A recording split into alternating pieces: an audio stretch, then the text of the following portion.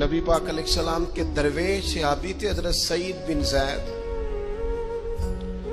رضی اللہ تعالیٰ عنہ، فقیر فاقہ مست حضرت عمر رضی اللہ تعالیٰ عنہ کے قریبیوں میں سے تھے۔ ایک عورت نے الزام لگا دیا زمین کے قبضے کا۔ میں کیسے آپ سے کہوں کہ جب لوگ کسی ایسے شخص پر جس نے زندگی ساری دیانتداری سے گزاری ہو لوگ الزام لگاتے ہیں نا، تو یہ بھی نہیں سوچتے ہم بات کس کے بارے میں کر رہے ہیں۔ کھلی ہوئی زبان ہوتی ہے، جو مرضی کہہ دیتے ہیں۔ حضرت سعید بن زید پر الزام لگا دیا، اتنا بڑا آدمی، محبوب کا صحابی، اور عورت نے الزام لگا دیا۔ اور جب اللہ والے بد دعا دیتے نہیں، لیکن جب کوئی تکلیف اتنی دے، کلیجہ پھٹ جائے، پھر بندہ کیا کرے؟ وہی بات کہ اب وہ کچھ کہہ نہیں سکتے تھے، ایک عورت پر کس طرح کوئی بات ہو سکتی تھی؟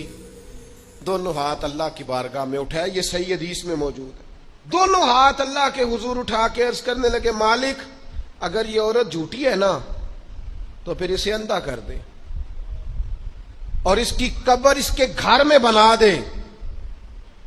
صحابہ فرماتے ہیں کہ حضرت سعید ابن زید کا تو وصال ہو گیا، زمانہ گزر گیا، لیکن ہم نے پھر اس بی بی کو اندھا ہوتے دیکھا ہے۔ پھر اس کے گھر میں کنواں تھا اور ہم نے اسے اپنے ہی گھر کے کنویں میں گھر کے مرتے ہوئے بھی دیکھا ہے۔